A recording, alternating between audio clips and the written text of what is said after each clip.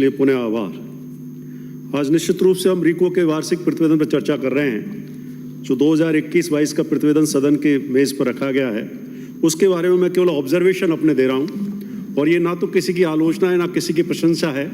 ये केवल ये है कि रीको की स्थापना जो की गई थी वो किन उद्देश्यों को लेकर की गई थी और क्यों इसको सरकारी विभाग की जगह पब्लिक जो है लिमिटेड कंपनी घोषित किया गया था, उसके तहत इसकी परिकल्पना की गई थी।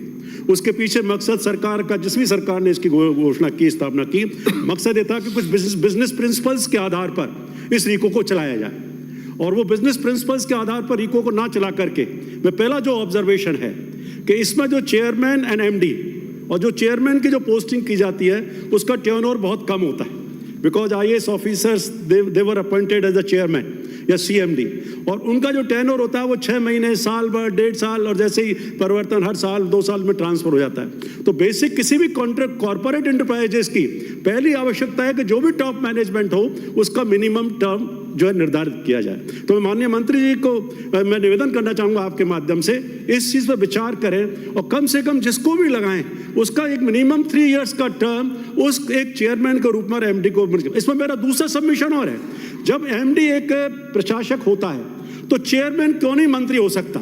जब बहुत सारे ऑर्गेनाइजेशंस में, बोर्ड्स में मंत्री चेयरमैन होते हैं तो मैं समझता हूँ विधायिका और कार्यपालिका मिलकर के एक बैलेंस का काम करती हैं। जो ऑब्जर्वेशन चाहे वो अनीता बघेल जी ने किए और लोगों ने किए, जो भ्रष्टाचार की बात की गई, चाहे कोई भी सरकार रही हो, क्योंकि इस पर गवर्नमेंट का इंटरफेयर तो है नहीं, तो कौन भ्रष्टाचार कर रहा है?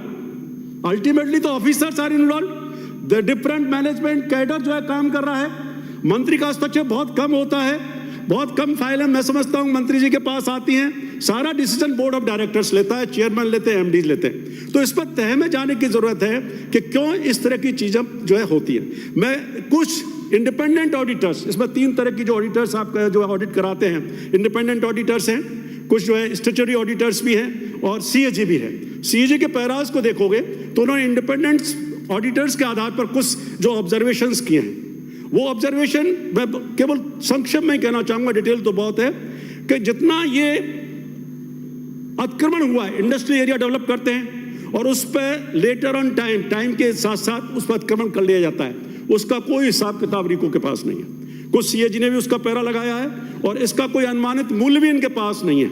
क्या कारण है? दूसरा, आपूर्तिकर्ताओं, ठेकेदारों और अभी लंबे समय से शेष रहे जो एडवांसेस दे दिए जाते हैं वो लगभग लाखों में हैं, उनका कोई धनी दौरी नहीं है। क्या कार्रवाई की जा रही है इस पर? कोई, मैं समझता हूं मंत्री जी इसका अब तो नहीं, मैं चाहूंगा कि जवाब दें, लेकिन इस पर क्वेरी कर लें कि भाई जिनके मतलब वर्षों से एडवांस पड़े हुए हैं उनका नहीं हो रहा है। इसी तरह से जो ठेकेदार हैं, आपूर्तिकर्ता हैं, उनके पास करोड़ों के एडवांस अभी भी चल रहे हैं, उनकी वसूली नहीं हो पा रही है, इसको भी देखें। और एक जो ऑब्जर्वेशन मैं देना चाहूंगा, जो सब्सिडरी कंपनी है रीको की, सहयोगी कंपनियां, मुझे ताज्जुब हुआ पढ़ करके उस रिपोर्ट को।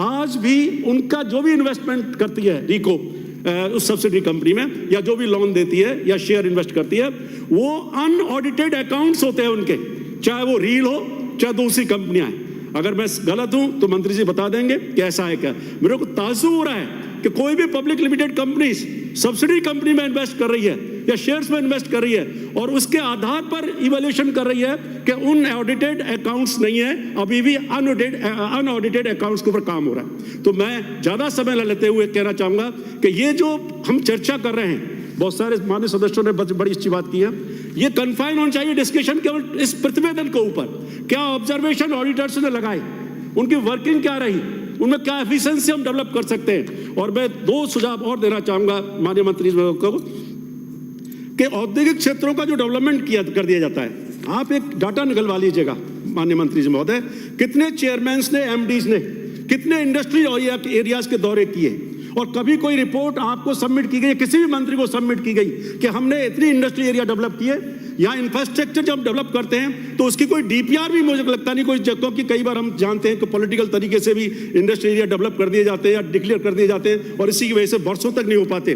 तो क्या DPR के बेसिस पर जो इंफ्रास्ट्रक्चर पैरामीटर है, कोई भी इंडस्ट्री एरिया डेवलप करने से पहले क्या क्या बेसिक एमिनिटीज सरकार रीको बनाएगी, इसका कुछ भी नहीं है। आज भी मैं भरतपुर का उदाहरण लेना चाहूंगा, ब्रज औद्योगिक क्षेत्र है और नया औद्योगिक क्षेत्र है। आज वो भी कितना बरसों पुराना एक इंडस्ट्रियल सिटी रहा है भरतपुर, बड़ी बड़ी फैक्ट्रियां रही हैं। बाबू राजबहादुर जी उद्योग मंत्री, केंद्रीय मंत्री रहा करते तब का डेवलपमेंट। आज भी वहाँ कोई भी बेसिक एमिनिटीज के नाम पर आज भी नालियां नहीं है, अगर आप देखेंगे पार्क्स नहीं है। और दूसरी चीज कहना चाहूंगा, भविष्य में जब भी इंडस्ट्री एरिया डेवलप करें तो बेसिक कम्युनिटीज, स्कूल्स, हॉस्पिटल्स ये भी जरूरी हैं। अगर आप चाहते हैं, अगर सिटीज के आप इंडस्ट्रीज की आप एरिया की स्टडी कर लें तो नियर बाई जब तक ये फैसिलिटीज आप वहाँ के रहने वाले लोगों के लिए, लेबर्स के लिए, एम्प्लॉयज के लिए नहीं देंगे, तब तक वहाँ लोग नहीं जा पाएंगे और वो इंडस्ट्री एरिया डेवलप नहीं हो पाएंगे।